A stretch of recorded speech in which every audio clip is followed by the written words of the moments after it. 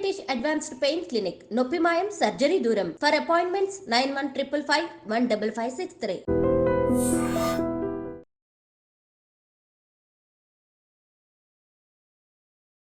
నమస్తే, welcome to I dream. నేను మీ ఝాన్సీ. ప్రస్తుతం మనతో ప్రముఖ జ్యోతిష పండితులు ఎస్జే శాస్త్రి గారు ఉన్నారు. ఈరోజు కొన్ని మంచి విషయాలు అడిగి తెలుసుకుందాం.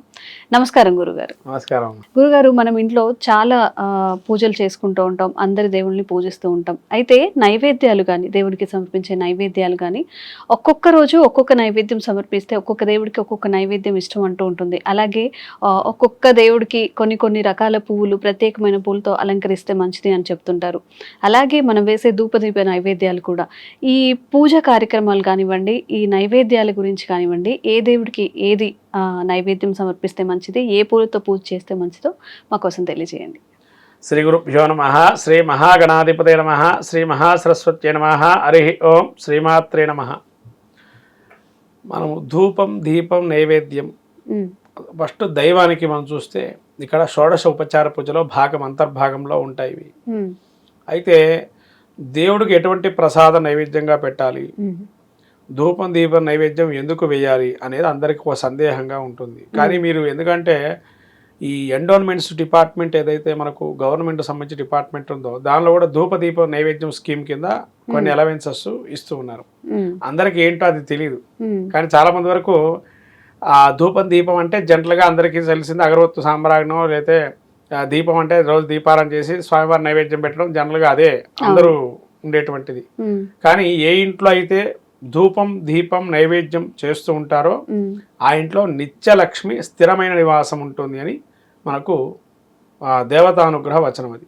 ఎందుకంటే ఏ ఇంట్లో అయితే నిత్యము దీపారాధన చేస్తారో, ఏ ఇంట్లో అయితే నిత్యము ధూపం వేస్తారో, ఏ ఇంట్లో అయితే నిత్యం దేవతలకి అనేక రకాల నైవేద్యాలు పెట్టకపోయినా శక్తి కొలది నైవేద్యాలు, యథాశక్తిగా కొన్ని నైవేద్యాలు ఉన్నాయి, అవి ఎవరైతే పెడతారో చాలు.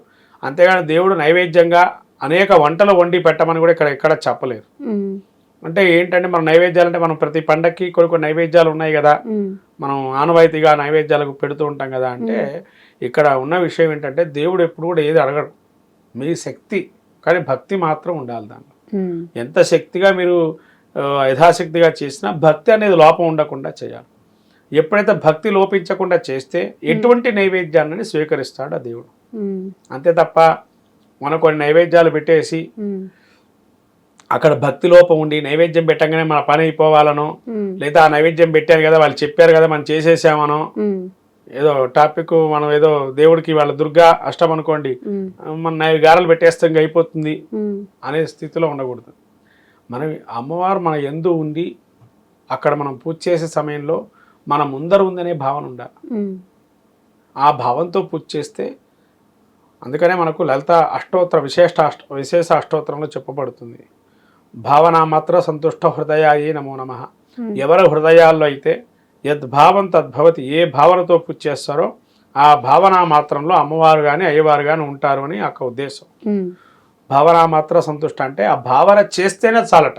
అమ్మవారి ఉన్నది అని ఒక భావన చేస్తేనే ఆ సంతృప్తి అనేది మనస్సుకు, ఆ హృదయాన్ని కలిగింపజేస్తే అప్పుడు దేవుడికి దగ్గర అయ్యేటువంటి పరిస్థితి.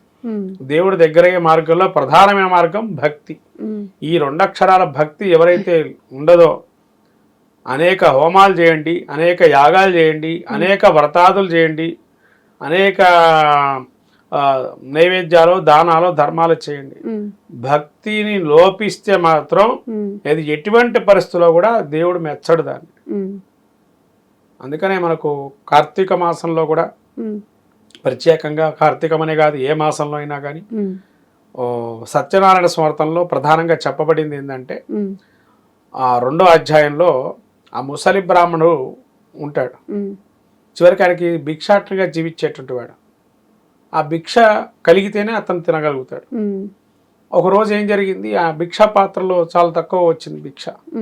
ఆ వచ్చిన భిక్షను చూసి ఇంకా నేనే పోషించడం ఎట్లా, నా కడుపు ఉదర బాధనే నాకు ఎక్కువ ఉంటుంది, ఇంకా ఇంట్లో ఉండేటువంటి ఉదర బాధలు అంటే ఇంట్లో ఉండేటువంటి ఈ యొక్క కుటుంబాన్ని ఎలా నడపగలను అనే ఒక భావంలో దుర్భర కష్టాలు భవిస్తున్నానని చెప్పి ఒక నదిలో ప్రాయోపవేశం చేద్దామని వెళ్తుంటాడు. వెళ్ళేటప్పుడు స్వామి స్వయంగా, అందుకనే దేవుడు ఏ రూపంలో వస్తాడు భగవంతుడు అంటే ఒక మానవ రూపంలోనే వచ్చి మళ్ళీ ముసలి బ్రాహ్మణ రూపంలో వృద్ధ బ్రాహ్మణ రూపంలో వచ్చి అయ్యా బ్రాహ్మణ ఎందుకు ఇట్లా దూకుతాం కారణం ఏంటయ్యా అని అడిగాడు.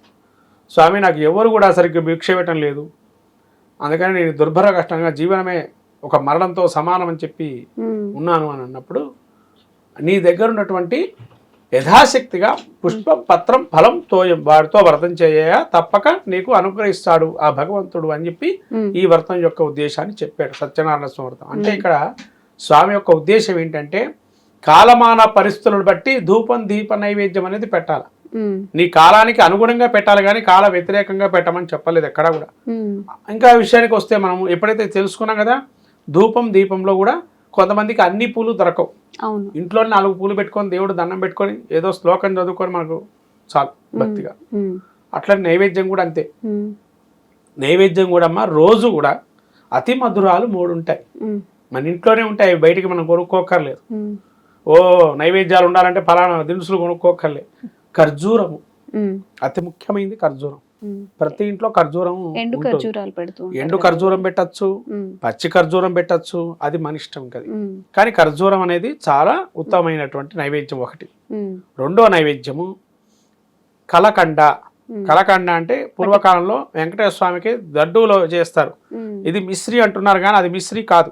మిశ్రీ కాకుండా కలకండ అంటే మంచిగా బెల్లం లాగా తెల్ల బెల్లం లాగా ఉంటుంది. అది ఆ కలకండ నైవేద్యాన్ని పెట్టాలి. కండ చక్కెర అంటారు దాన్ని, ఇంకో విషయం కూడా. అలా కండ చక్కెరగా ఇంకొక నైవేద్యం పెట్టమన్నారు. మూడో నైవేద్యం వచ్చేసి మన ఇంట్లో దొరికే బెల్లం ముక్క. నాలుగోది తేనె. అతి మధురాల్లో తేనె కూడా కలుపుకోవచ్చు ఇందులోకి. ఈ 3 అవైలబిలిటీ మన దగ్గర ఉండవు అనుకోండి. ఒకవేళ కండ చక్కెర మన దగ్గర లేదు, దాని రిప్లేస్మెంట్ తేనె. అంటే ఈ అతి మధురాలు ఏవైతే ఉన్నాయో త్రిమధురాలు అంటారు వీటిని. ఈ త్రిమధురాలు ఏవైతే ఉన్నాయో ఇవి పెడితే చాలు నైవేద్యం కింద. అంతేగాని వండేసేసి నైవేద్యం అంటే వెల పాయసమనో పెరుగన్నాలనో అంటే దేవతామూర్తి తృప్తికి కొన్ని నైవేద్యాలు ఉన్నాయి అంటే మనం పండగకి సంబంధించి. కానీ రోజువారి నైవేద్యాలు ఇవి పెట్టుకుంటే చాలు. అది ధూపం దీపం అంటారా. ప్రతినిత్యం ఇంట్లో ఇందా కూడా అడిగా, ధూపం వల్ల ఏమొస్తుంది అంటే మనకు సుఖం వస్తుంది, అంటే ఇంట్లో వాళ్ళందరూ మంచిగా ఉంటుంది. దీపం వల్ల ఇంటికి అంతా కళాకాంతులు పెరుగుతాయి, పాజిటివ్ వైబ్రేషన్స్ ఉంటాయి, నెగిటివ్ వైబ్రేషన్ ఎప్పటికీ రావు. ఆ కళాకాంతి దీపం యొక్క స్వరూపం ఏంటంటే ఆత్మని దేవుడికి దగ్గర చేయటం. పరమాత్మ ఆత్మని మన యొక్క ఆత్మ ఏదైతే ఉందో మన ఆత్మని పరమాత్ముడికి దగ్గర చేయటమే ఈ దీపం యొక్క ప్రధాన లక్ష్యం. తర్వాత నైవేద్యం. నైవేద్యం ఏంటంటే ఏదైనా కూడా మనం నైవేద్యం పెట్టింది స్వీకరణ చేస్తే ఆ శక్తి అనేది ఉంటుంది. ఆ శక్తి వల్ల మన బోన్స్ మన బ్లడ్ అన్ని యాక్టివేషన్ పవర్కి వచ్చి మనకు కూడా positive sensitivity mind of set ఉండడానికి, నెగిటివ్ థింకింగ్ ఉన్నా లేకపోయినా కొంతమందికి పాజిటివ్ సెన్సిటివ్ వల్ల కొన్ని మంచి పనులు జరుగుతాయని. మనం బయట నుంచి స్వీట్లు తెచ్చి కొని పెట్టి అవన్నీ అవసరం లేదు. ఈ అతి మధురంగా నైవేద్యాలు ఇవి పెడితే చాలు. అయితే ఇంకొకటి, రోజువారీ కొన్ని దేవతామూర్తులకు ఏ నైవేద్యాలు పెట్టాలో మీరు అడిగారు. గణపతికి బెల్లం అంటే ఇష్టం అమ్మ. శివుడికి జనరల్గా మనం పాలతో అభిషేకం చేస్తాం. నైవేద్యంగా ఏది పెట్టాలయ్యా శివుడికి అని అంటే అన్నమైనా పెట్టచ్చు, రోజువారీ అన్నం పెట్టచ్చు, లేదైనా బెల్ల పాయసం. దుర్గాదేవి కూడా బెల్ల పాయసమే, అమ్మవారు పార్వతీదేవి కూడా. ఇక సుబ్రహ్మణ్య స్వామికి ఇది మన ఏమంటారంటే తేనె తర్వాత పచ్చి ఖర్జూరం, ఇది నైవేద్యంగా పెట్టచ్చు సుబ్రహ్మణ్య స్వామికి. అట్లాగే విష్ణుమూర్తికి శుష్క ఫలాలు, ఇప్పుడు మనం అంటున్న కాజు కిస్మిస్ బాదాము అనేక రకాలు ఉన్నటువంటి పదార్థాలు దొరుకుతూ ఉంటాయి డ్రై ఫ్రూట్స్ లాగా, అవి అయినా పెట్టచ్చు, లేతే ఖర్జూరం అన్నా పెట్టచ్చు విష్ణుమూర్తికి. లేదా కలకండ అసలు చాలా ముఖ్యం విష్ణుమూర్తి కంటే కలకండ చక్కెరే పెట్టాలి. ఇక లక్ష్మీదేవి కూడా కలకండ చక్కెర, ఎందుకంటే క్షీరపాయసం చేసేది కలకండ చక్కెరతోనే చేస్తే మంచిది. ఎందుకంటే కలకండ లక్ష్మీదేవికి కూడా. ఇక మిగతా దేవతామూర్తులు అనేకం ఉంటారు, వీటికి మాత్రం ప్రధానంగా బ్రహ్మ విష్ణు మహేశ్వరులు కాబట్టి వీళ్ళు ప్రధానంగా మనం ప్రతినిత్యం పూజ చేసేది శివుడు, విష్ణుమూర్తిని, దుర్గాదేవిని, లక్ష్మీదేవిని, గణపతిని, సుబ్రహ్మణ్య స్వామిని ప్రధానంగా ఈ దేవుళ్ళని పూజ చేస్తాం. ఇంకా రకరకాలు ఉన్నాయి. ఇంకా వెంకటేశ్వర స్వామికి లడ్డూకమని, దుర్గాదేవికి పెరుగన్నమని, గ్రామదేవత కూడా పెరుగన్నమని, అనేక నైవేద్యాలు అనేక విలువలు దానికి సంబంధించిన వేరే ఉన్నాయి. ఇంకా పులిహారాలు అనేక రకాలు ఉంటాయి. కానీ ప్రధానంగా మనం చెప్పుకోవాల్సింది ఈ దేవతలు నిత్యం కూడా స్తోత్ర మాలికలు అన్నీ చేస్తుంటాం కాబట్టి ఈ రకమైన నైవేద్యాలు పెట్టుకోవచ్చు. ఇలా చేసుకోవటం వల్ల మనకు అన్ని రకాల శక్తి ఏది లేకపోయినా ఈ నైవేద్యాలు. ఇక పువ్వులకు వస్తే నీలం రంగు పూలు, తెల్ల రంగు పూలు అసలు మెయిన్గా ముఖ్యంగా పెట్టమన్నారు శాస్త్రం చెప్పింది బ్రహ్మాండ పురాణంలో కూడా. ఏ దేవుడికైనా బ్రహ్మాండ పురాణం ఏం చెప్పిందంటే పూలు అనేది ఏ ఋతువులో పెట్టాలో కూడా చెప్పారు అందులో. కొన్ని ఋతువులు ఉన్నాయి మనకి, 6 ఋతువులు ఉన్నాయి కదా, 6 ఋతువులో ఏమేమి పెట్టాలి ఏమేమి పెట్టకూడదు కూడా ఉన్నాయి. ఈ ఋతువుల్లో కూడా కొన్ని ఋతువులో కొన్ని పుష్పాలు, కొన్ని ఋతువులో కొన్ని పత్రాలు. మీకు సత్యనారాయణ స్వామి చెప్పా కదా, పుష్పం పత్రం ఫలం తోయం అన్నారు. ఫలం కూడా సీజనల్ ఫ్రూట్స్, సీజనల్గా పత్రి అంటే మీకు ఎప్పుడు ఎక్కువ దొరుకుతుంది, వర్షాకాలంలో ఎక్కువ పత్రి ఉంటుంది. ఏది బిలవపత్రి కానీ గరిక కానీ. అంటే అప్పుడు స్వామికి పూలు తక్కువ పెట్టి పత్రి ఎక్కువ పెట్టాలి ఎప్పుడు, వర్షాకాల సమయం అంతా కూడా. అందుకని గణపతికి ఏకవిశంతి పత్రి పెడతారు వర్షాకాలం. మళ్ళీ అమ్మవారికి తులసి దళాలతో అర్చన చేస్తారు శ్రావణ మాసం కూడా, అంటే పత్రి ఎక్కువ పెడతారు. అంటే చూడండి, ఈ వర్షాకాలంలో ఎక్కువ ఏది పండుతుందో దాన్నే పత్రంగా పువ్వుగా పెట్టమన్నారు అక్కడ. ఒకప్పుడు పారిజాతం పూలు విరివిగా దొరికి, ఇప్పుడు పారిజాతం ఎవరు పెట్టుకోవట్లేదు. పారిజాతం కూడా పూలు కింద పడిన కాకుండా పైన ఒక దానికి వల పెట్టేసి ఆ వలలో పడిన పూలు వాడుకోవాలన్నారు. నీల రంగు పూలు కానీ, మందార పూలు అయితే చాలా శ్రేష్టం, ఎప్పటికీ పెట్టుకోవచ్చు. రకరకాల మందార పూలు అంటే ఈ నందివర్ధనాలు, మల్లెలు, బొడ్డు మల్లెలు, కనకాంబరాలు, చామంతులు, రకరకాల చామంతులు, ఇవన్నీ కూడా పుష్పార్చన. ఒక్క బంతి పూలు తప్ప, బంతి పూలు మాత్రం అలంకరణకి, కానీ ఉత్తర భారతదేశంలో వాటినే వాడతారు పూజకి. కానీ మనకి నిషేధం, అది విశ్వామిత్ర ప్రతి సృష్టిలో వచ్చాయని చెప్పి మనం వద్దని చెప్పి పక్కన పెట్టాం. కాబట్టి ఇటువంటిది పువ్వులు కానీ నైవేద్యానికి కానీ మీకు అన్ని విషయాలు ఈ విధంగా చేసుకుంటే భక్తి శ్రద్ధ ముఖ్యం అమ్మ.